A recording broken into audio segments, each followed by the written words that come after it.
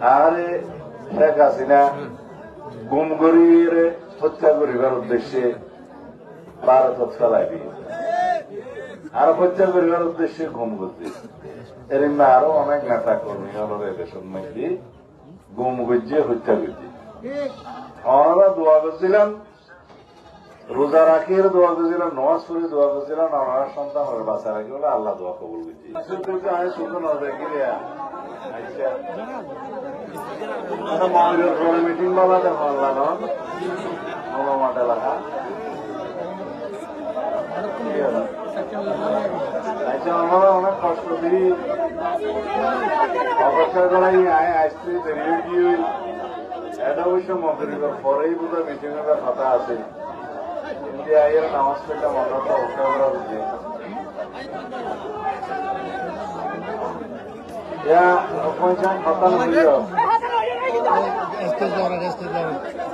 আলহামদুলিল্লাহ আসসালাতু ওয়াসসালামু আলা রাসূলিল্লাহ।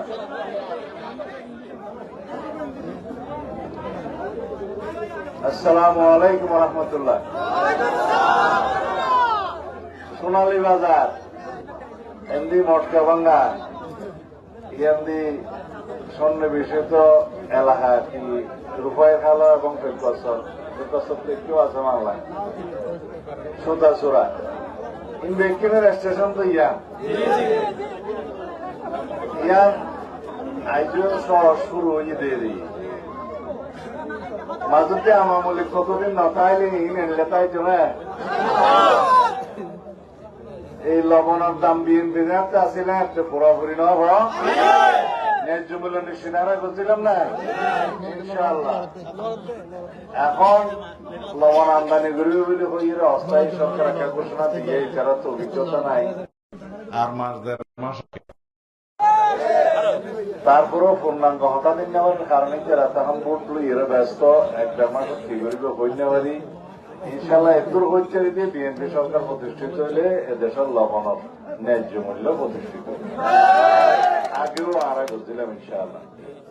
তারা কাছে আগেও সরকারের তাই এখন অনুরোধ করছিলাম এখনো আবার করি রাস্তাহীনের মালিককে অনরা রাস্তাহীন ঠিক রাখিলে লাভবান অনরা মালামাল পরিবহন করলে বালা বেশি চরিবেন অনরা 25 বছর রাস্তা নষ্ট হয়ে যাবে এখন হারান হইলে আরা বেশি লাভ করতে চাইয়ে অতিরিক্ত বুঝাই করি ট্রাকের মধ্যে তো ট্রাকের ওজন একটা কমাইলে বালানো নিচুর দেখা তেরফাল দিয়ে পানি নজরে ভাঙ করিয়ে যদি আরা লবণ পরিবহন গড়ি তুলে রাস্তাও ঠিক থাকে আমরা ব্যবসা হয় এবং 25 বছর সরকারের রাস্তা বানাই দেওয়া রিপেয়ার করা হওয়ানো হয় হইলেও কি রিপেয়ার 25 বছর গরিব কারণে কষ্ট হন অনরা বাড়ে আমরা নিজেরাই চিন্তা করি চাইবেন যাতে অতিরিক্ত বুঝাই করিয়ে ট্রাক নলিবেন এবং ট্রাকের মধ্যে তেল ফেললে এমন ভাবে দিগন্ত যাতে রাস্তার মধ্যে পানি বেশি নজরে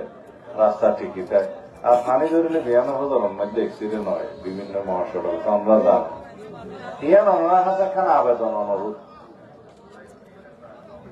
আর বুড়োর হতাশ হইয়ে অনার কে বিরক্ত বিষয় না রে আজ অনার সন্তান অনার পোয়া অনার পড়ান মানুষ 30 বছর আগে হইতে ওনারা আরে বুদ্ধি আইসো ভালোবাসো আজ যে ওনারা ছিলাম দিও তো আর বউর ওনারা আর তো আর বেশি বুদ্ধি ওনার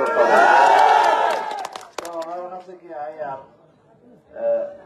আর সারা জীবন সমস্ত ভালোবাসা দিয়ে ওনার কৃতজ্ঞতা শুধু হয়েছে আর জীবনের শেষ নিঃশ্বাস যতদিন শেষ নিঃশ্বাস আছে ততদিন পর্যন্ত আমরা ভালোবাসার বন্ধনে আবদ্ধ থাকি আগেও আসছিলেন ওনারা আরে ভালোবাসার বন্ধনে আবদ্ধ রাখো আর জীবনের একখানি সাধনা একখানি উদ্দেশ্য এই দেশের মাটি মানুষ এবং এলাকার যাতে উন্নয়ন করতে পারি মানুষের সেবা করতে পারি দিনের খেদমত করতে পারি আল্লাহ কবুল করছি। আরে শেখ হাসিনা গুম করিয়ে হত্যা করিবার উদ্দেশ্যে ভারত ফেলাইবি আর হত্যা করিবার উদ্দেশ্যে গুম করছে এর আরো অনেক নেতা কর্মী হল দেশের মধ্যে গুম করছে, হত্যা করছে। ওনারা দোয়া করছিলেন, রোজা রাখিয়ে দোয়া করছিলেন, নামাজ পড়ে দোয়া করছিলেন, ওনারা সন্তান ওরা বাঁচা রাখি বলে আল্লাহ দোয়া কবুল করছি। হ্যাঁ, জীবিত আছি। ওনারা সামনে আব্বা থেকে ওনারা সালাম দিতে আসছি, ওনারা তো দোয়া চাইতে আসছি, নানস সালাম যোগ্য ভোট চাইতে আসছি। আয় কি গরম করে যাই বললা এই অবস্থা আছে না, আইও বড় গিয়ে দিত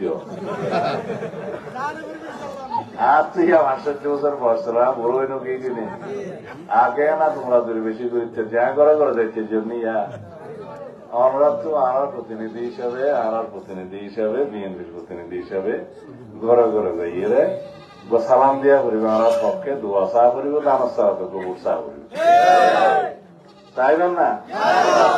এটা আর আল্লাহ বলে কোন দল আছে না? সমস্ত বেতন আর ভাই বেড়াদর মনত যে দল করিব গরব, কিন্তু দানস চাহ তো গোবর দিতে হবে।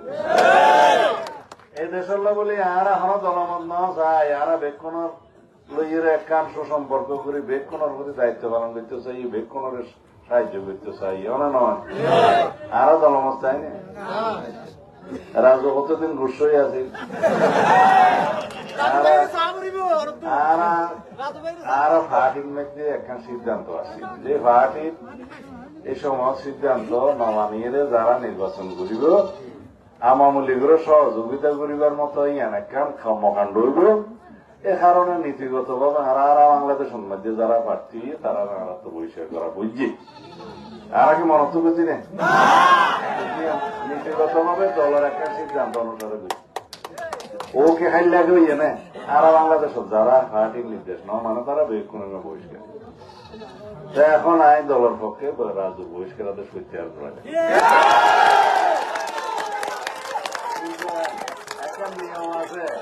এখন নিয়ম আছে, রাজস্ব এখন দরখাস্ত দিয়ে দলের কাছে একটা ক্ষমাবর্তন করা হল, জিয়ার নিয়ম আছে, আর আগস্টান দিলে করে। এখন দানসার ফয়দা মাহমুদুল করিম মিয়ার ফোয়া, মাহমুদুল করিম মিয়া দানসার এমপি আছিল, আর মুরব্বী আছিল, দলের ভাইস চেয়ারম্যান আছিল। এই ইরা দানসার আর বাদ দিকে মনে দেখতে না তুই একখানা বলবো যাবুঝি ইয়ে এই উপজেলা চেয়ারম্যান খেয়ে বললাম আওয়ামী লীগের সম্মতি খেয়ে দিলে, কারণ এটা তো বিএনপির মানুষ এগুলো করলে এনও পাস কইলে আবার আমি জিহলতা ছিলাম যে জিহলত তো নেলিবার আগে বেগম সাহেব এমপি আমরা ভোট দিও ইয়ার পর করে রাজু পাস, তারপর ভোটের মধ্যে তো আইন নিজে ক্যাম্পিং করছি ন করি পাস, ইয়ার পর ভোটের মধ্যে এই কেন করি আওয়ামী লীগের তো মানুষ এত অত্যাচার বুঝছে দে সদায় প্রার্থী ভোট 500 যদি আরোগ্য হয় দিবলি, কারণ বিএনপি নির্বাচন নাও করে নীতিগত কারণে, কিন্তু বাবু রাজুরও তো বিএনপি হিসাবে চিনে, সুতরাং মানুষে অবশ্যই বিএনপির পক্ষে ভোট। যাই হোক, আমরা দেখুন একই পরিবারের একই সাথে থাকতাম ইনশাআল্লাহ, এ দেশের মানুষের সঙ্গে থাকতাম, সবসময় থাকতাম ইয়ান আর নীতি। বাংলাদেশের মানবতা কি সোনালী বাজার এর অভাব হইবে না? এই বাংলাদেশও তো শেখ হাসিনা ফেসিস্ট স্বৈরাচারী আওয়ামী লীগ বাকশাল বেগুন পতনিয়ে ফলায়ন হইছে, এছাড়া বাংলাদেশের পক্ষে কোনদিন ন আছে, গণতন্ত্রের পক্ষে কোনদিন ন আছে। এছাড়া সবসময় একদল এবং একদলীয় রাষ্ট্র ব্যবস্থা, একদলীয় সরকার ব্যবস্থা প্রতিষ্ঠা করি বললা শেখ মুজিবুর রহমানও চেষ্টা করছে, শেখ হাসিনাও চেষ্টা করছে। এছাড়া গণতন্ত্রের ভাষা কোনদিন বুঝতে নেওয়া চায়, মানুষের ভাষা বুঝতে নেওয়া চায়, যার কারণে সমলে উৎখাত গিয়ে এবারও গিয়ে তারা তো গণতন্ত্রের পক্ষের মানুষ, তারা তো বেক্ষণের মতামতের মূল্য দিয়ে তা বলিব।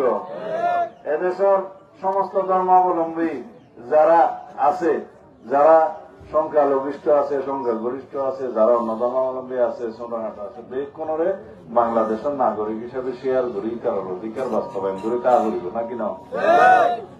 ইনশাআল্লাহ আমরা শান্তিতে বিশ্বাস করি, আমরা উন্নয়নে বিশ্বাস করি, আমরা বাংলাদেশের সমৃদ্ধির বিশ্বাস করি এবং বাংলাদেশের গণতন্ত্রের রক্ষা করি। ইবার নামই বিএনপি। বাংলাদেশের গণতন্ত্রের বিকল্প নাম হচ্ছে বিএনপি। বাংলাদেশের উন্নয়নের প্রতীক হচ্ছে ধানের শীষ।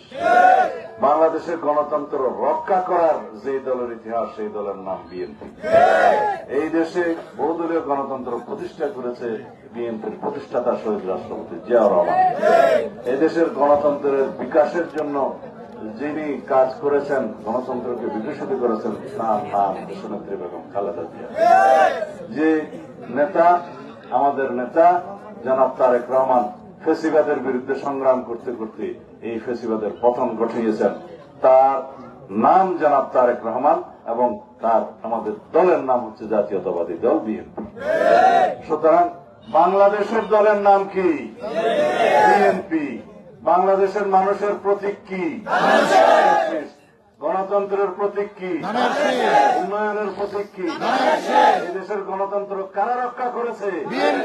ইনশাআল্লাহ ভবিষ্যতে আমরা সমৃদ্ধ, গণতান্ত্রিক, শক্তিশালী বাংলাদেশ প্রতিষ্ঠা করব।